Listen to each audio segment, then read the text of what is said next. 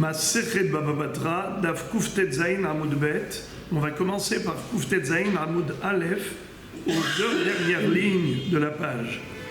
Ba'er Rami Bar Hama, Avi Ha'av, Ve'achi Ha'av, Kegon Avraham Ve'ishmael, Ve'nichse Esav, Eze Mehem Kodem. Rami Bar Hama pose la question suivante. Il se demande, par rapport à l'héritage, quel en serait le din si jamais il y avait une concurrence entre deux catégories d'héritiers.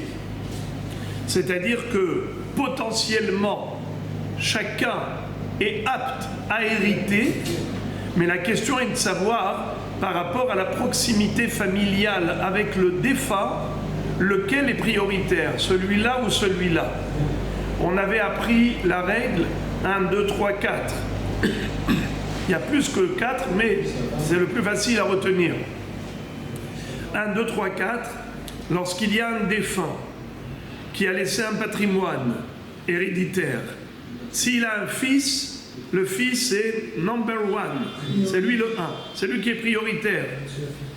S'il n'a pas de fils, eh bien c'est sa fille qui est prioritaire.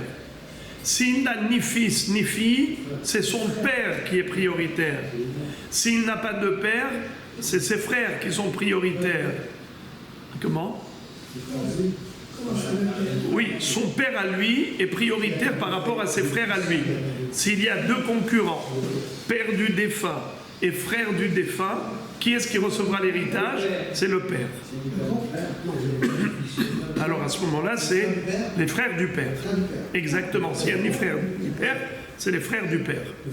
En tout cas, c'est toujours le côté paternel qui empoche l'héritage. Maintenant, Rami Bar Hama pose une question. Quel en serait le din si, après la mort du bonhomme qui a laissé un grand héritage, un patrimoine extraordinaire, une richesse colossale. Maintenant, il y a deux personnes, deux adversaires qui se disputent l'héritage. C'est qui? C'est son grand-père et son oncle. Alors, l'exemple qui a été donné est le suivant.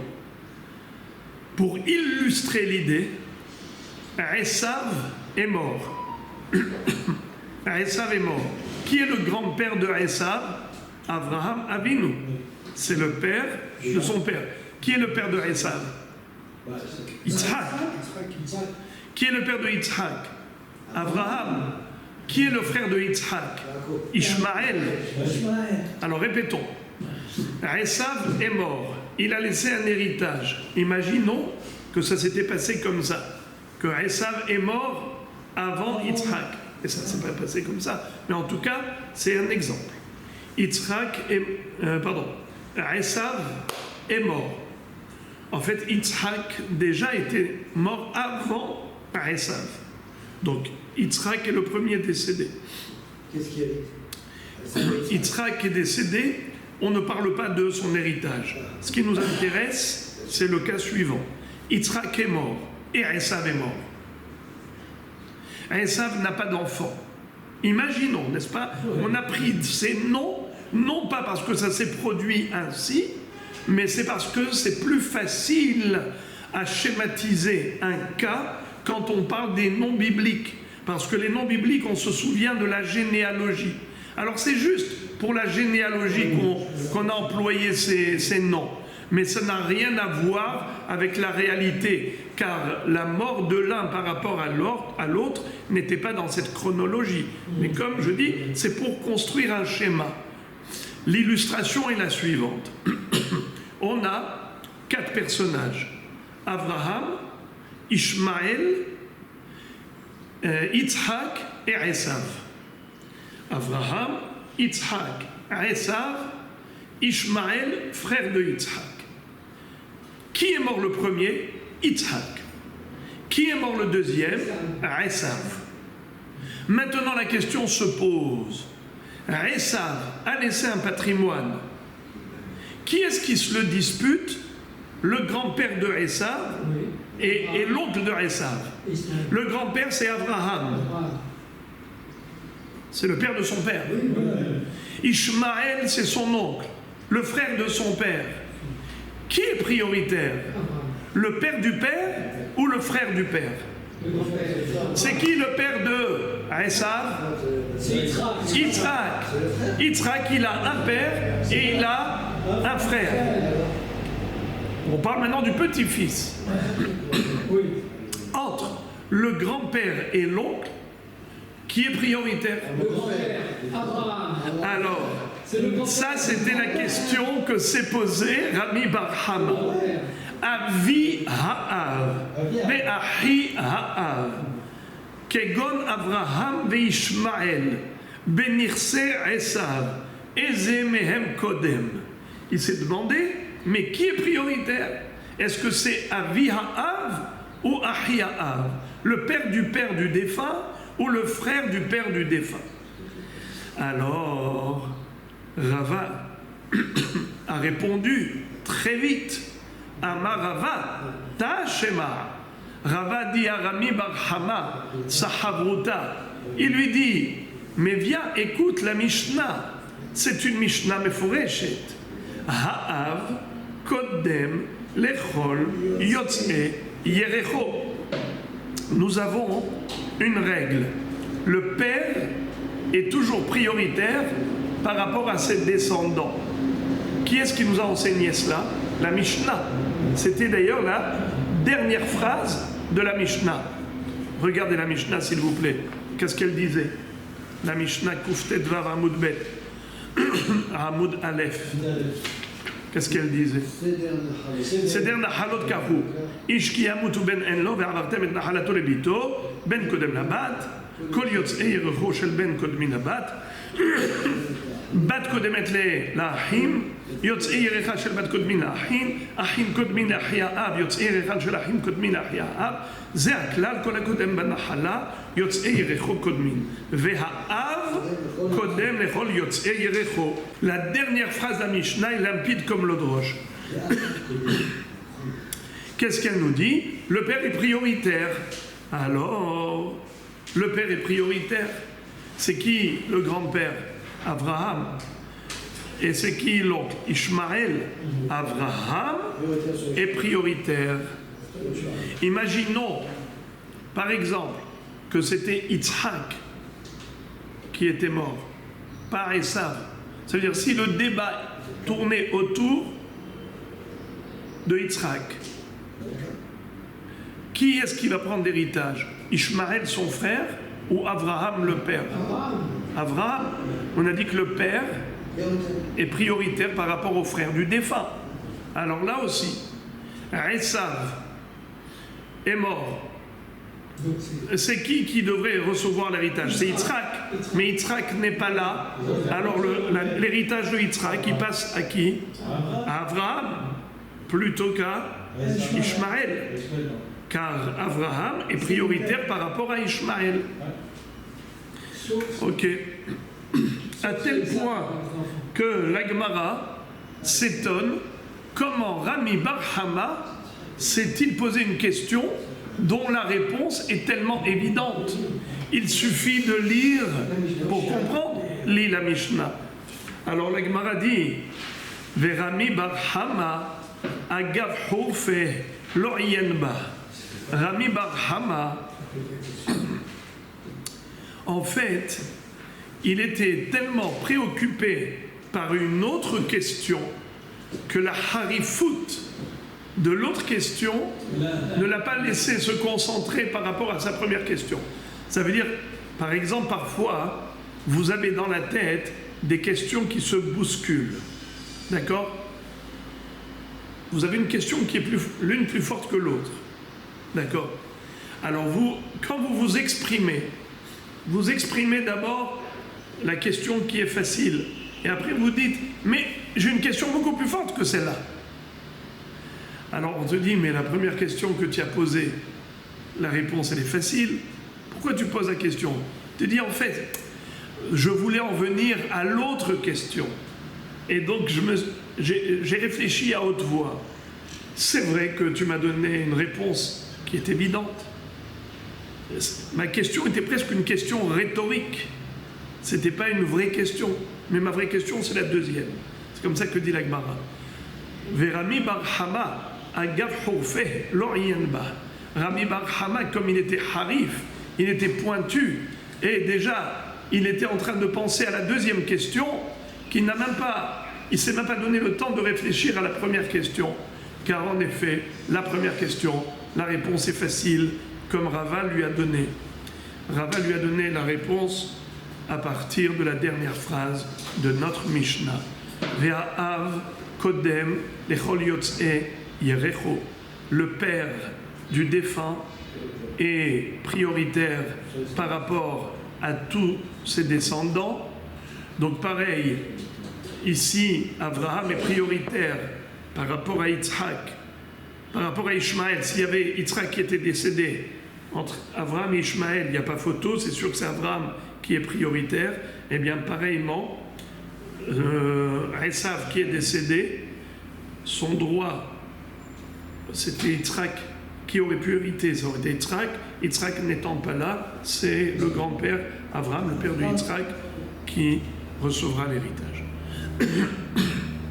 Alors on a dit qu'il n'a pas réfléchi à la première question, car se bousculait dans sa tête une deuxième question. Et celle-là vraiment l'a préoccupé. Laquelle question? Bae Rami bar Hama, on a tourné la page. Avi ha'av ve'ahiv kegon Avraham ve'Yaakov benirse Esav eze mehem kodem. Voilà maintenant le débat. Le débat est le suivant. Quel serait le din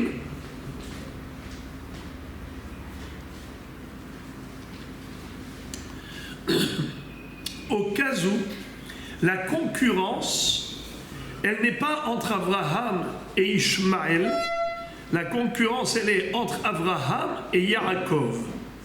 C'est qui est décédé? C'est Esav. Qui réclame et prétend avoir un droit d'héritage? Qui sont les deux concurrents qui se disputent l'héritage? C'est Abraham et Yaakov. Pourquoi pas Yitzhak? Car Yitzhak est déjà mort. C'est lui le premier qui est mort, même avant Esav. Nachon? Pardon? Non. La question précédente, c'était entre Abraham et Ishmaël. La question suivante, c'est entre Abraham et Yaakov. Ce n'est plus du tout le même contexte. Oui, c'est-à-dire, qui est-ce qui est décédé? De quel héritage s'agit-il maintenant? Quel est le débat? Qu'est-ce qui fait l'objet de la dispute? On parle de l'héritage de qui? De Yaakov. Bravo. Esav. On parle de l'héritage de Esav. C'est cela la dispute. Yitzhak est mort le premier, on ne parle pas de son héritage. Maintenant, Esav est mort le deuxième, on parle de son héritage. C'est ça ce qui nous intéresse, c'est le débat. Esav est mort, il a laissé un héritage. Il n'a pas de fils, il n'a pas d'enfant, Esav. Imaginons. Alors maintenant, qui est resté dans ce monde? Il a deux proches parents. Son frère, Yaakov, frère de Esav, et son grand-père Abraham. Alors maintenant, Abraham prétend que c'est à lui que revient l'héritage de Esav. Yaakov, le frère de Esav, dit « c'est moi qui dois recevoir cet héritage, je suis son frère ». Alors à qui on donnera l'héritage? La réponse, mahloket, entre Rava et Rami bar Hama. Regardez. Amar Rava. Tashma ha'av kodem lechol yotzei yerecho. Rava, il s'est focalisé sur cette phrase et il ne la lâche pas. De la même façon qu'il a répondu à la question précédente de Rami bar Hama en déduisant de cette phrase la halakha, eh bien même par rapport à la deuxième question de Rami bar Hama, il lui redonne la même réponse. Et il lui dit, entre Abraham et Yaakov, qui est prioritaire dans l'héritage de Esav? C'est Abraham. Sur quoi il s'appuie? Il dit la Mishnah. La Mishnah, qu'est-ce qu'elle a dit? Ha'av kodem lechol yotzei yerecho. Imaginons que Yitzhak était décédé. C'est qui était prioritaire? Abraham. Alors là aussi, Abraham, il est prioritaire pas seulement sur Ishmaël, il est prioritaire même sur Yaakov. Pourquoi? Parce que Yaakov, d'où il vient? De Abraham. Et on a dit dans la Mishnah, Ha'av kodem lechol yotzei yerecho. Le père est prioritaire sur toute sa descendance. Alors, Esav est mort. Qui se dispute l'héritage? Le frère de Esav, Yaakov, et Abraham, le grand-père de Esav, car Yitzhak est déjà mort. Alors, à qui on donne? Rav a dit, on donne à Abraham, puisqu'on a dit que le père est toujours prioritaire sur tous ses descendants. Eh bien, Yaakov, il est descendant d'Abraham. Abraham est donc prioritaire sur toute sa descendance. Pas seulement prioritaire sur Ishmaël, prioritaire même sur Yaakov, le frère de Esav. C'est bel et bien ce que la Mishnah a dit. Rami Bar Hama dit non. Ce n'est pas comme ça que j'ai compris la Mishnah. Ha'av kodem Rami Bar Hama yotzei yerecho shelo velo yotzei yerecho shel beno. Il y a ici Abraham et Yitzhak. Abraham a eu 2 enfants, Yitzhak et Ishmaël. Yitzhak a eu 2 enfants, Yaakov et Esav. Certes, Abraham est prioritaire par rapport à Ishmaël, qui est Yotzei Yerecho, mais il n'est pas prioritaire par rapport à Yaakov, car Yaakov c'est Yotzei Yerecho de Yitzhak. Et tout de suite la Gemara va dire Achanami mistabra, et c'est logique. Ce que dit Rami Bar Hama. Pourquoi? Dekatane zehaklal, car on nous a enseigné une règle. Kol hakodem benahala, yotzei yerecho kodmin. Ve'ilu ite le Yitzhak kodem. Hashtanami delete Yitzhak, Yaakov kodem. Shmamina. C'est-à-dire, réfléchissons. Quel aurait été le din si jamais Yitzhak était vivant au moment de la mort de Esav? Répétons. On a Abraham, Yitzhak, Yaakov. Répétons. Abraham, Yitzhak, Yaakov. Esav est mort. Qui reçoit l'héritage? C'est Yitzhak. Bravo, car c'est le père de... Très bien. Ha'av, kodem, lechol yotzei yerecho.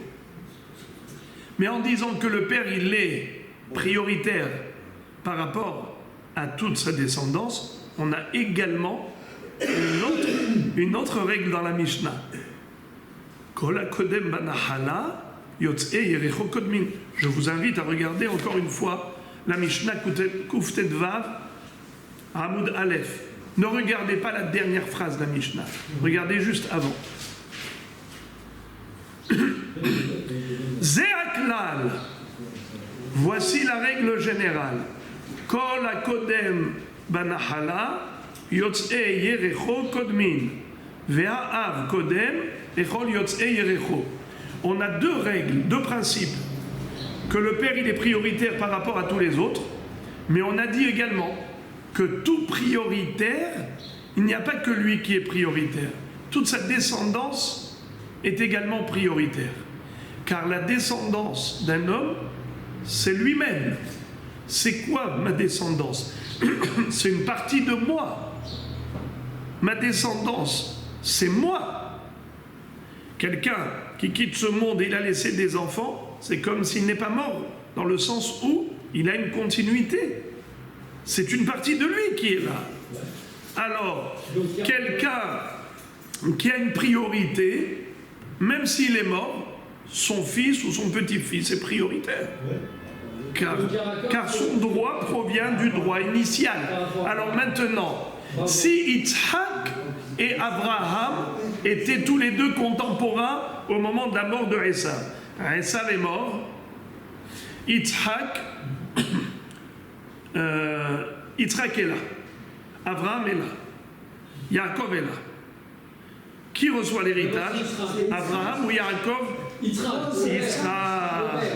Yitzhak, très très bien. Donc entre Abraham et Yitzhak, qui est prioritaire? Yitzhak.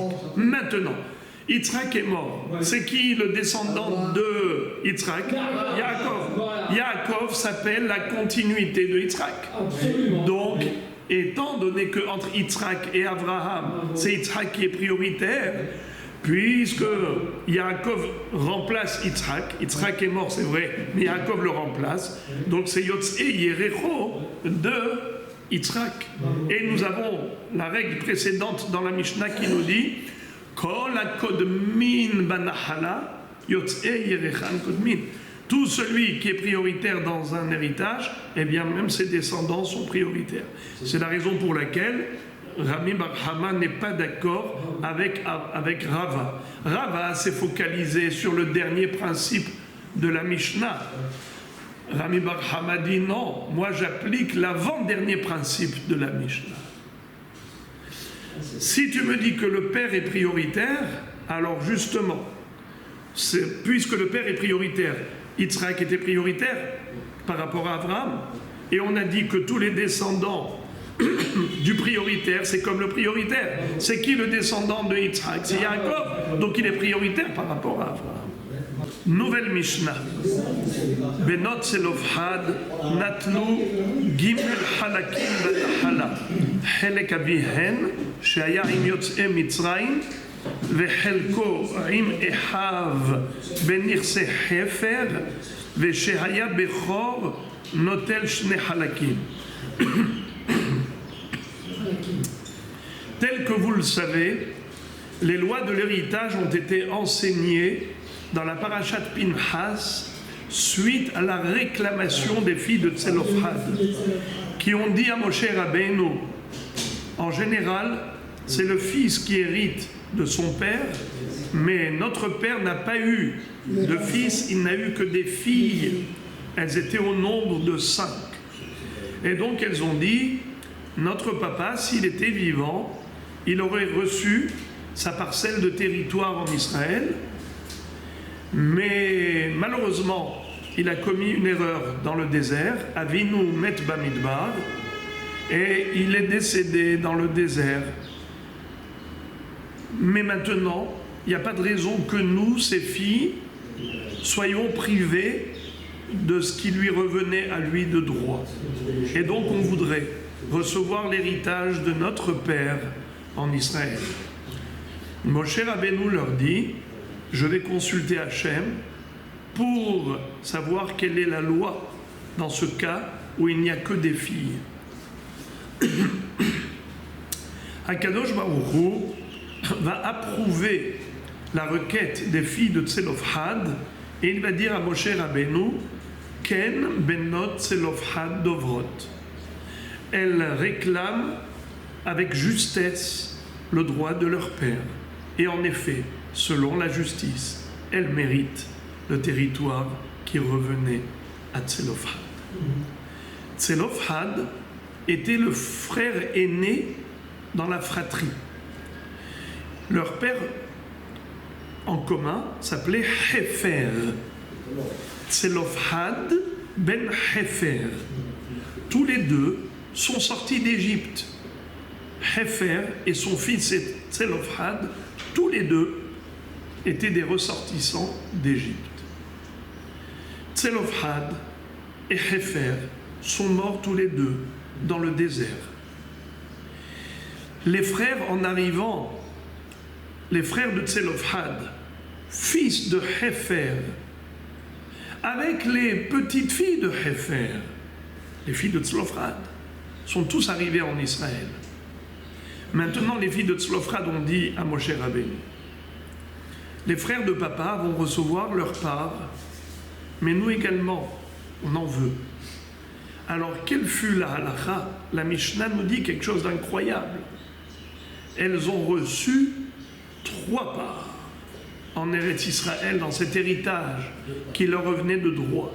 Pourquoi 3 parts? Lisons la Mishnah, s'il vous plaît. Je relis.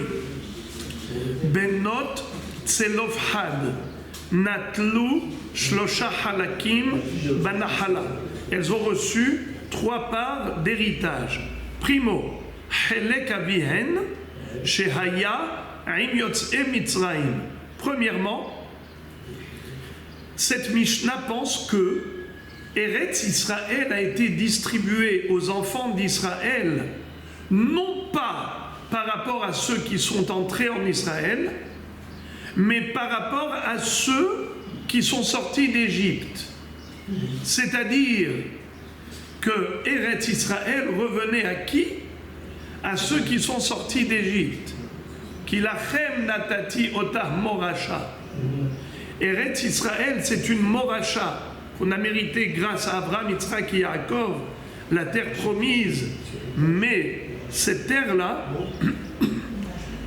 venatati otah lachem moracha. C'est qui lachem? Vous, les ressortissants d'Égypte. Donc ce qui veut dire en fait, Eretz Israël n'a pas été donné à ceux qui sont rentrés en Israël. Ça a été distribué à ceux qui sont entrés en Israël, mais en fonction des parts qui revenaient à leurs parents qui sont sortis d'Égypte. Ça veut dire que Eretz Israël, en quelque sorte, il fallait faire un calcul de partage du territoire d'Israël en fonction des gens qui sont sortis d'Égypte et pas en fonction des gens qui sont rentrés en Israël. Ceux qui sont rentrés en Israël ont hérité de leur père qui a reçu sa part en Israël. Et même ceux qui n'étaient plus de ce monde, car ils sont morts dans le désert, les 600 000 sont morts dans le désert, à part les derniers, les 15 000 derniers, mais en tout cas, l'héritage a été donné, Eretz Israël a été donné comme héritage à ceux qui sont sortis d'Égypte. Venatati otah lachem morash. Lachem. À qui on s'adresse? Au Béné Israël d'Égypte. Et ceux qui sont rentrés en Israël ne sont que les héritiers de ceux qui leur ont légué, à savoir les ressortissants d'Égypte. Maintenant, quand on a dit que les filles de Tselophrad ont reçu la part de leur père, mais pas seulement la part de leur père, parce que leur père, c'est vrai qu'il avait une part en sortant d'Égypte, mais aussi Helko Imehav Benirse Hefer. Hefer, c'est le grand-père. Lui aussi, il est sorti d'Égypte. Et donc lui aussi, il avait un droit d'une part en Israël. C'est qui a reçu cette part? Eh bien, ça a été partagé entre qui et qui? Entre tous les enfants de Hefer, dont Tselophrad. Alors Tselophrad, lui, il a une part qui lui revient. Celle-ci va être distribuée entre ses 5 filles.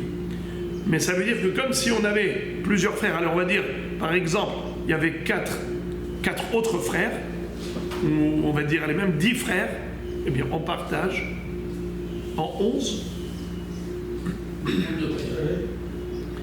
Lui, Tselophrad, plus les 10 frères, ils étaient 11. Je prends un exemple. Eh bien, un 11e, ça va aux filles de Tselophrad, et les 10 parts aux 10 frères. Vous avez compris. Maintenant, ce n'est pas terminé. Veshehaya Bechor Notel Shne Halakim. En plus, Tselophrad, c'était le frère aîné. Alors, qu'est-ce qu'on fait, Rabotai, quand on a un frère aîné? Par exemple, il y a 2 frères, que 2 frères. Un aîné, un cadet. Bravo, on divise en 3 et on donne 2 parts, 2 tiers à l'aîné. Alors là aussi, si par exemple ils étaient 11 en tout, alors on divise en 12. Et 2 douzièmes, ça va au Bechor. Eh bien, c'est qui va hériter cette 12e part? C'est les filles de Tselofhad. Et la troisième part? Donc elles ont reçu 3 parts. Tselofhad d'abord. Après, regarde, réfléchissons. Elles ont reçu. Mais dans ce droit, il y avait 3 droits. Dans ce qu'elles ont reçu, il y avait le droit à 3 parts. Laquelle? Premièrement, la part qui revenait à leur père. Deuxièmement, la part qui revenait à Hefer, le grand-père, qui, elle également, cette part, a été distribuée entre tous les enfants de Tselofhad. Et donc, elles ont reçu la part de Hefer qui revenait à leur père Tselofhad. Alors, les amis, regardez. Est-ce que vous voyez la couleur verte ici, la couleur rouge ici? Il y en avait 2 qui sont sortis de Mitzraïm, un père et un fils. Tselofhad et son père Hefer. Les frères sont nés dans le Sinaï. Ils sont... Les autres frères de Tselofhad sont nés dans le Sinaï. Ils sont nés... Ils ne sont pas sortis. Admettons qu'ils soient sortis ou pas, ça ne change rien. Il y a une droit de part. Vous avez raison. Si eux ils sont sortis, alors ils ont reçu leur part aussi. Mais maintenant, on n'est pas en train de parler de ce qu'ils ont reçu eux. On est en train de parler maintenant de l'héritage de 2 hommes qui sont morts. Tselofhad est mort, Hefer le grand-père aussi est mort. Mais comme ils sont sortis d'Égypte et ils sont morts dans le désert, donc ils avaient un droit en Israël. Hefer avait ce droit et Tselofhad avait ce droit. Maintenant ils sont morts. Qu'est-ce qu'on va faire avec tout ça? Alors, ce qu'on va faire avec tout ça, on va chercher qui sont les héritiers de Hefer et qui sont les héritiers de Tselofhad. Tselofhad, ses héritiers, c'est des filles. Voilà ce qu'il avait de Tselofhad. Hefer, ce qu'il a comme héritier, c'est ses fils, plus ses petites filles. Puisqu'on a dit que même les petites filles qui remplacent leur père sont héritières. Elles ont un droit d'héritage. Alors très bien, si c'est comme ça, on veut comprendre. Déjà, toute la part de Tselofhad, déjà, ce qui revenait à Tselofhad de droit, tout ça, ça va aux 5 filles. Les frères n'auront rien de cette part rouge-là. Ça appartient à Tselofhad, ça va être que chez ses filles. C'est la première part qu'elles ont eue. Helek, Tselofhad, Abihem. Primo. Secondo. Maintenant, on va aller chez Hefer. C'est là le débat. Ici, qui est-ce qui reçoit la part de Hefer? Qui reçoit la part de Hefer? Ses enfants. Ses enfants. Ne parlons pas des petites filles. On parle que des enfants. D'accord? Après, on va parler des petites filles. Ses enfants. C'est qui ses enfants? À Hefer. Alors, on va dire, par exemple, venez, on va dire qu'il avait 2 fils. Un qui s'appelle Tselofhad et un autre. Admettons. D'accord? Si c'est comme ça, alors dans ce cas-là, qu'est-ce que je fais avec l'héritage de Hefer? Je divise en 3. Sachant qu'en plus, lui, Tselofhad, c'était un Bechor. C'est ça. Alors Tselofhad, et qui était Bechor, avait un droit d'héritage. C'est vrai qu'il est dans la tombe, mais son droit n'est pas perdu. Son droit est transféré à ses héritiers, à Tselofhad, c'est-à-dire ses filles. Les filles remplacent le père. Donc, à part le fait qu'elles ont déjà reçu la part qui lui revenait de droit en tant que ressortissant d'Égypte, mais il a aussi dans sa tombe un droit d'héritage dans la part qui revenait à Hefer. Alors maintenant, cette part qui revenait à Hefer, puisque Hefer est mort, il reste qui comme survivant? Il reste les filles de Tselofhad et le frère de Tselofhad. Comme Tselofhad était Bechor, alors on va appliquer la règle du Bechor et du Cadet. On divise en 3, 2 tiers vont à Tselofhad qui est dans la tombe, et 1 tiers va au Cadet. le frère de Tselofhad. Alors maintenant, les 2 tiers, puisqu'il n'est pas là, Tselofhad, c'est ses filles. Alors les filles vont recevoir tout ça, plus 2 parties de Hefer. Presque tout. Donc elles ont reçu 1, 2, 3. Relisons. Gimel halakim banahala. Helek avihen shaya im yotzei Mitzrayim. וחלקו עם אחיו בנכסי חפר, ושהיה נוטל 2 חלקים. Et en tant que Bechor, qui méritait une double part, eh bien ça aussi, elles se sont partagées entre 5 filles, la double part d'héritage de leur père dans les biens de Hefer. Qu'Hachem vous bénisse et vous protège.